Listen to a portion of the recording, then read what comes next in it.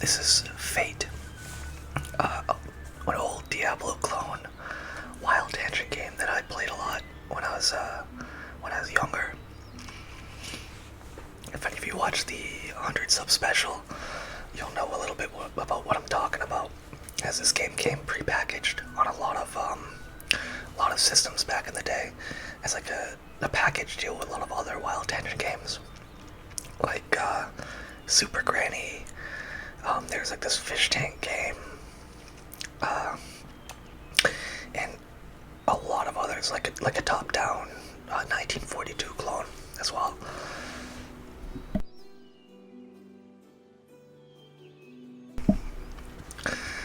But Fate, I played a lot of when I was younger, and just recently I've been able to find this thing on Steam. I think it's like $5, and in my opinion, it's very well worth it. So I'm gonna hop right in, create a new hero, randomize this guy a little bit. That's good. Yeah, it's a sick name too. I'll go with that. Bix. Alright. And today I got some Diet Coke I'm drinking on. So, before I talk a little bit more about the game, I'm just gonna hit accept, hop in, and let the narrator kind of do his thing. Since oldest living memory, the dungeon gate is still in the heart of the old world. Its doorway leads to infinite possibility, to subterranean lands fabled in stories and myths. Many adventurers have passed over that ancient threshold, some to find fame, glory, and wealth beyond telling, and others never to return. The town of Grove has ever been the safe haven at the dungeon's mouth, a watering hole and resting place for weary adventurers. Here, great tales are told by the moon's fire, journeys are planned, and victories ended. The minstrels sing of the great feats of heroes long gone, and statues ring the square, a testament to their deeds. After traveling many hard and dusty days, you and your faithful companion arrive at last in the fabled forest town, which waits beneath the long shadow of the gate. Within these walls lies the path to infinite adventure. It is here that you will test your worth, and perhaps find fortune and glory along the way. It is here that you will determine your fate.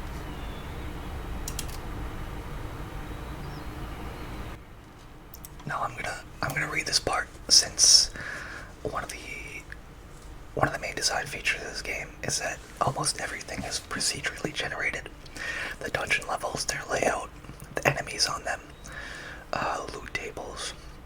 It's all random, including this elite dark phantom. Tales tell of a great elite dark phantom whose name is spoken in whispers. Bolithon, the Wicked.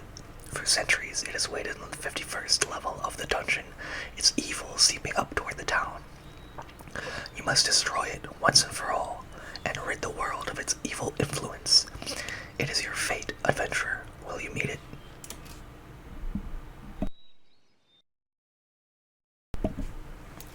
So as I said previously, everything's randomly generated, including the boss, what sort of monster he is, what level of the dungeon he spawns on.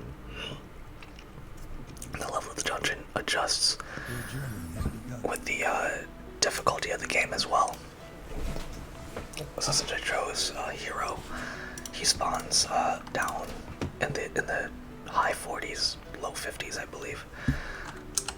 Just gonna turn the map on with the M key there, and like any Diablo clone, you point and click to move. You can hold it down. I tended to spam the click button, to be honest, and these are two things I tend to keep on all the time: toggle run and reveal all items. Now at the start of the game, you can check in with the wizard over here, Bremen, and he'll just tell you your current big task. Once you beat that boss monster, you get access to like a inheritance system. It's weird. I don't really play around with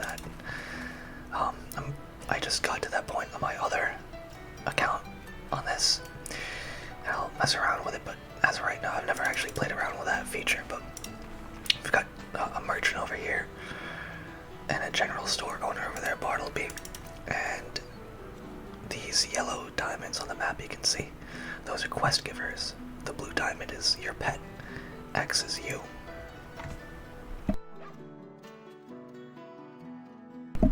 And all the green dots are just general NPCs or merchants. I'm not going to get too in depth with what they all do at the moment. I'll bring them up as they become relevant. This is a magical items vendor. You can gamble with Zim over there, and it's not like gambling. It's like I'll show you. Step right up. Gambling is the sport of kings, you know. Would you like to see what I have to offer? Yeah. So it's all these items that you can't see the enchantments on, and you buy them, essentially gambling that they're going to be good enchantments or something like that for the price. It's a good way to find like decent loot. A fine day. That's what I'm doing right now. You can pick up any 3 quests at a time. Fullbiter the Barbarous, the Mottled Lurker, an evil beast who resides on the first level of the dungeon, is becoming even more bold. It must be stopped. Please take care of it for the town, and we won't forgive bit of a Freudian slip there. We won't forget this favor. I'll give you this silver pendant of protection as reward. You can find the dungeon entrance. Okay, You cool. have received the task. So you can cancel these quests anytime as well, which does come in handy if you have to retrieve a quest item and you think it's going to be like a good item. Level 3. I'm going to avoid that one since I'm going into the first level. I want 3 level 1 quests. Nope, 3rd level. The reason being I want these 3 level 1 quests is to come off that first level as powerful as possible. Headmangler the Red, the Emerald Gel, an evil beast who resides in the first level of the dungeon. Okay, you can see the procedural nature of these quests. I'm gonna alt tab for a sec here, make sure I'm recording. Perfect. But they all, it's like those forms you see sometimes, where it's like the company sends out these automated acceptance or denial letters for like jobs and shit. It's like that. Rock Eater, cool. Level 3 quest, can't take it, or I could take it. I don't want to take it, I guess is what I'm saying. Just gonna stock up on some general goods. I'm gonna miss out on the fishing bowl, but that's alright.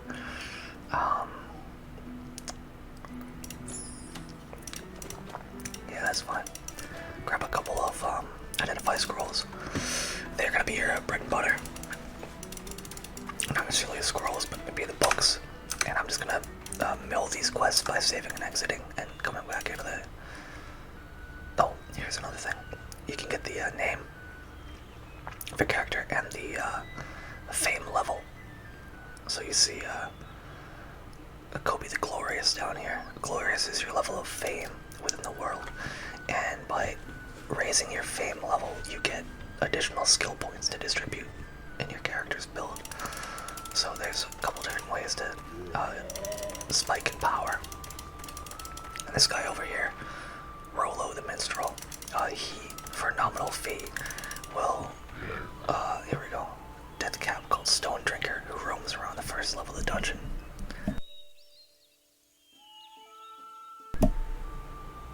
I'd sure sleep better if I knew that Deathcap wasn't around. A small shield of sapping, okay. So none of these quests actually are for an item. This is the minstrel here. Yes, traveler. Yeah, 5k to become tolerated. You do not have enough gold.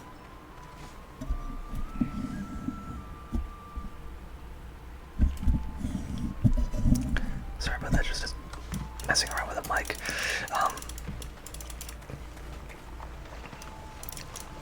So I'm just gonna pop right in the dungeon. This big ass gate right here, man. Hop right in.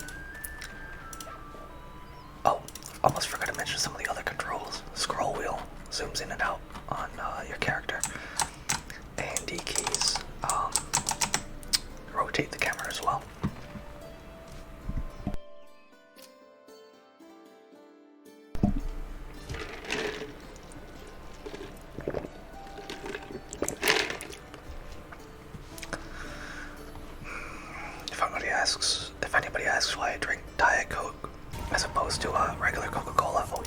enemy. That's what I grew up with, I guess. My father drank Diet Coke all the time, and it kind of just rubbed off on me. I cut back a lot, but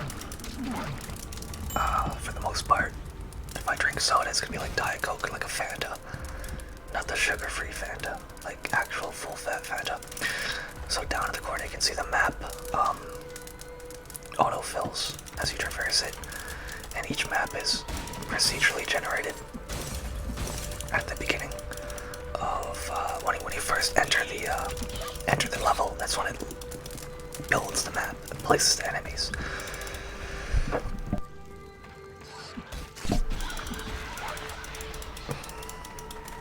So right now I'm trying to find a bow or something as soon as possible, because being a melee character is a bit of a drag. I mean, it can work, but you need like a lot more health potions and all that. You can't really kite effectively as a melee character, so you kind of are forced to face tank, and that's another thing. Urns and barrels can be trapped, and if you're a melee character, you just walk up and bash them in. You're going to be eating that damage every time. So I really do want to find a bow as soon as possible. Alright, since this popped up now, you see how this wooden club has this socket in it.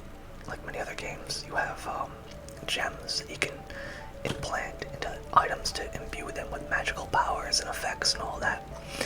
This one has one free socket, but I've got no gems or anything like that.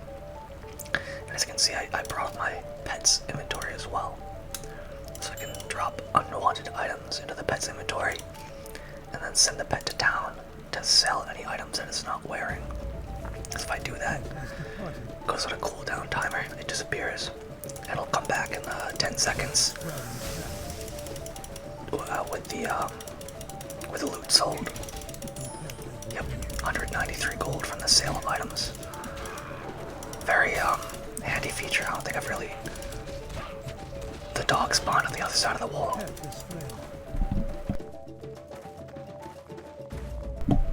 That's a bit of an oversight, I think.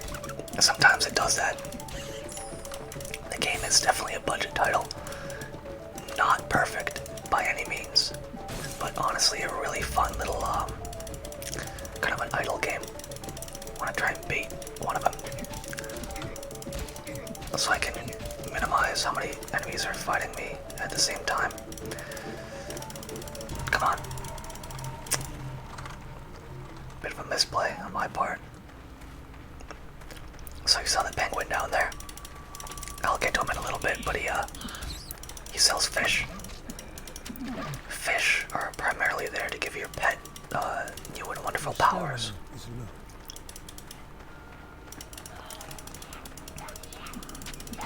I always find it funny how the death caps headbutt if they don't have any weapons equipped. But here we are. So we've got many different fish. Fingerling. I think he only has fingerling. Yeah, small. So essentially, the size of the fish, or the level of the fish, dictates how long it'll transform your pet into different creatures for. And yes, you can find. Oh shit! You can find flawless versions of the fish that will permanently transform your pet. You have completed the quest. So as you saw there, I got both fame and experience from killing that boss monster. Let's see if I can find, yeah, my fame there. It increases your renown level. Got a major health potion, very nice. I'm really not finding too many weapon drops, or item drops, which is a bit of an issue, to be honest.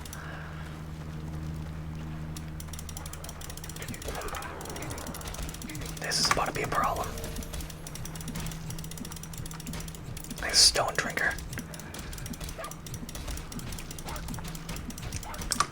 Melee combat honestly isn't that it's not that interesting. Nice.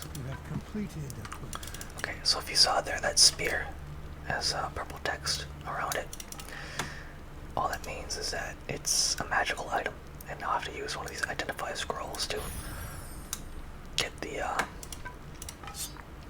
enchantment off of it, or identify the enchantment. I'm gonna just dump everything in dexterity, I think, at the moment.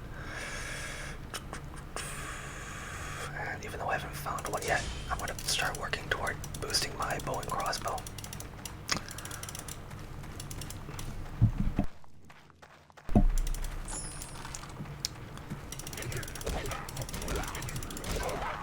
And another thing you can get are superior items indicated by this little star.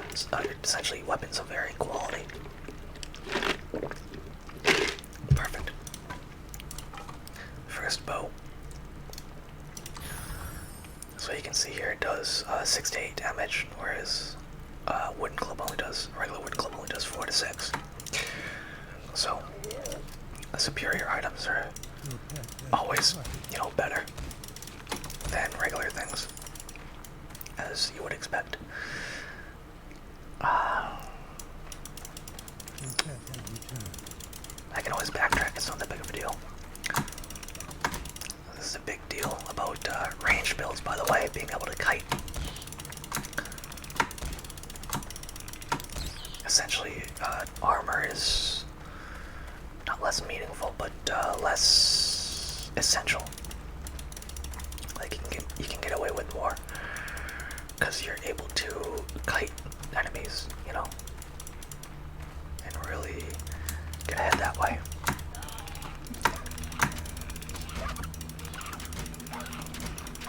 Kill this rat, then help my pet out here. And you can command your pet to pick up items by holding shift and clicking on the various items here. As you can see. I'm going to keep that though, since it needs to be identified. And the pet is not able to cut it down, ID the thing, and then sell it for maximum value.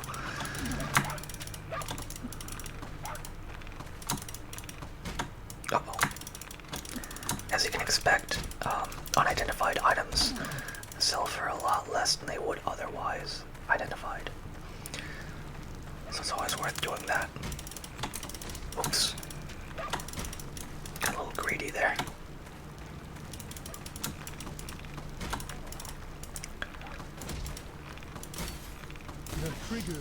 But this game is genuinely pretty addictive. Just a general gameplay loop is fairly cathartic. It's a great little idle game. Not idle game.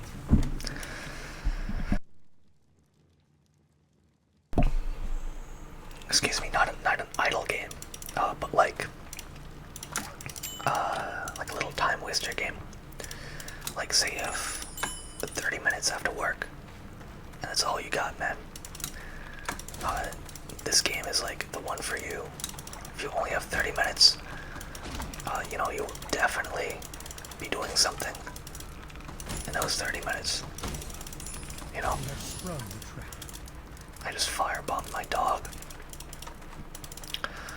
Not exactly a sentence I expected to ever say. I think I'm just going to continue exploring down here, like I already was, and then continue up in the top part of the map later on.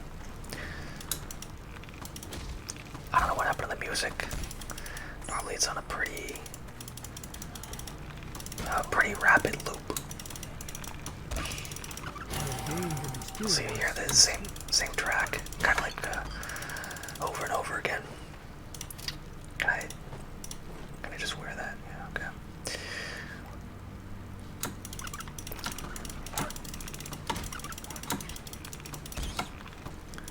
I think I'm gonna keep leveling dexterity, and then double down on the bow and crossbow thing. I do want to identify that that vest, as well as these other magical items I have.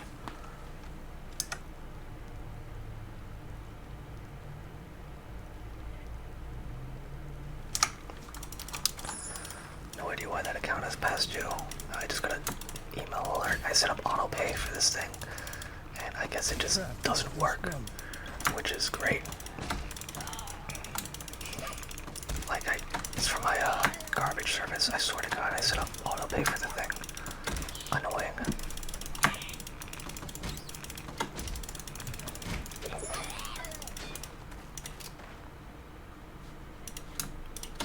Let's drop that in there. But that's neither here nor there. So I'll have to sort that out after this video. Very good. A little bit of potion management. There we are. As you can see right now, leveling up is pretty rapid. But trust me, later on that is not the case. You'll find yourself having to backtrack multiple times. Like, I found a pretty decent tactic is starting at the beginning of the dungeon, just walking into level 1 and then going all the way back down to where you were. I like how the dog is like a Jack Russell Terrier, by the way. It's not even like a big dog. That kills me. They could have made it like any dog in the world, and they chose like a Jack Russell. Which is great. I love Jack Russell Terriers. They're adorable. But it's, you know,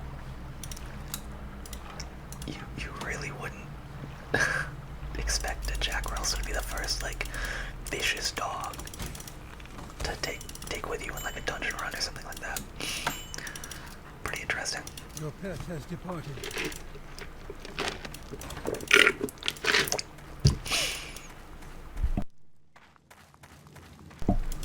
I really don't know what happened to the music, by the way. That thing's just gone.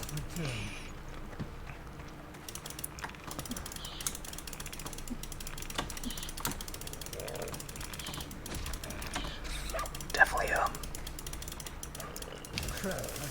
I guess you could say it's a bit tedious over time. You know, it's a very because everything's procedurally generated. Nothing's like, it's all kind of samey. I hate saying it. Like, everything's random, but like everything's kind of the same. If that makes sense. Like, you generally know like what to expect.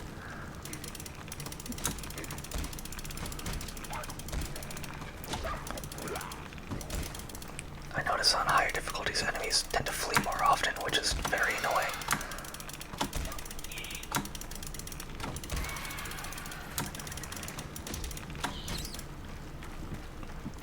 One thing that's definitely extremely annoying in the game is poison enemies. Like these spiders later on, they tend to do a fairly potent DOT.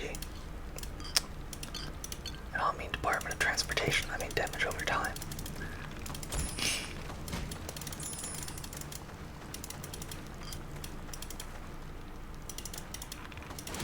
Where is this thing taking me, man? This is a very big dungeon floor. I don't know if in higher difficulties it might increase the size of a dungeon floor, but I'm not 100% of that. I'm gonna drop that one of magic. You'll see why later. Okay.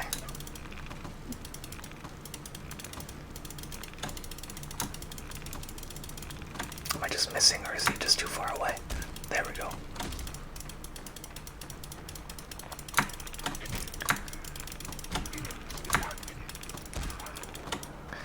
So I gotta backtrack now. It's a bit of a weird dungeon layout too. It definitely alters the layouts with higher difficulties, I think.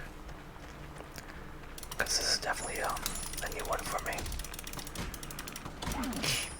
just the size of it for like an early level dungeon is pretty wild. Let's sprung the trap.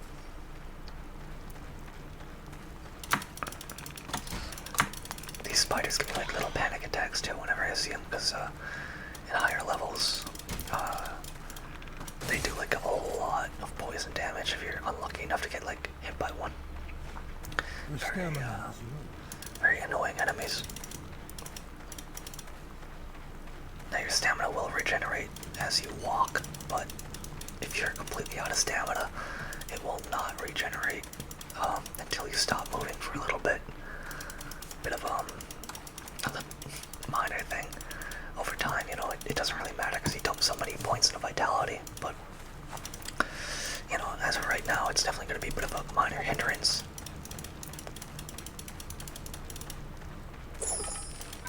Now you gotta be careful about those large chests, because some of them are mimics, you know, so you want to keep on your toes about that. And mimics are actually fairly tough in this game. Even on lower difficulties, they are a tough little enemy. I'm doing some decent damage right now, though, for like this level, which is good. You won't be able to enjoy that same luxury for too much longer. The scaling kind of picks up, I think around dungeon level 10. You know, you can't just keep plowing on and on. Maybe dungeon level 15, you'll start really noticing that you're gonna have to optimize your build heavily.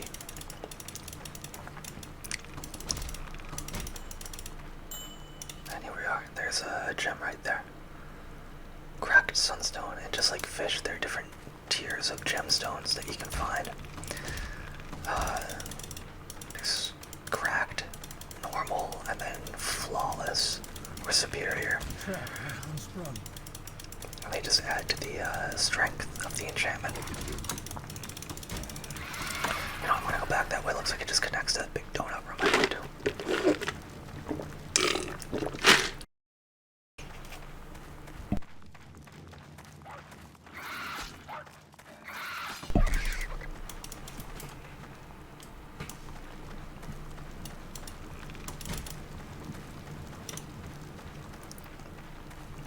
Yeah, that's it. I don't think I have anything I can really sell right now. Just a couple mana bots. Not really too relevant. The stamina is low.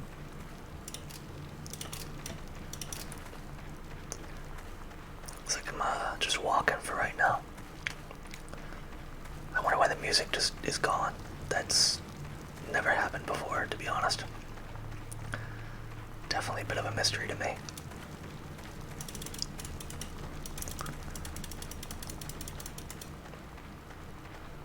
Great.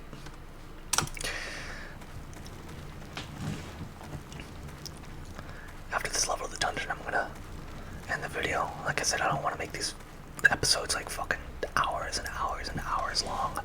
I think that'd be counterproductive to do. You are exhausted. Yeah, okay.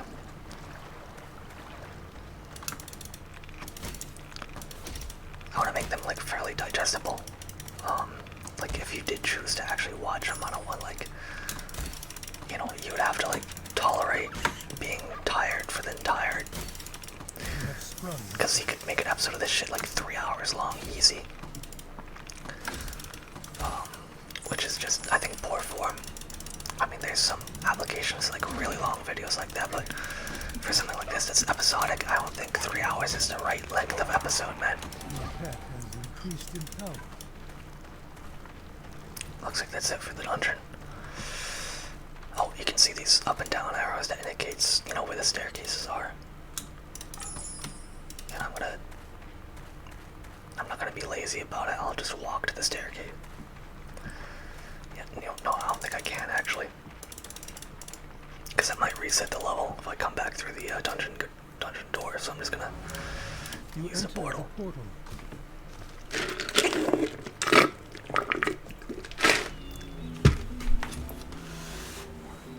Alright, perfect. Now back to water. Oh, another NPC that's now relevant. Drea the healer. Hello. She heals you and your pet for completely free whenever you visit her, which is very nice. Defeated Stone Drinker, got a small shield of sapping. Very nice. Silver Pendant of Protection. Only 1%. I'll just take that, I guess. It's really not that good. I might just sell it, if I'm honest with you.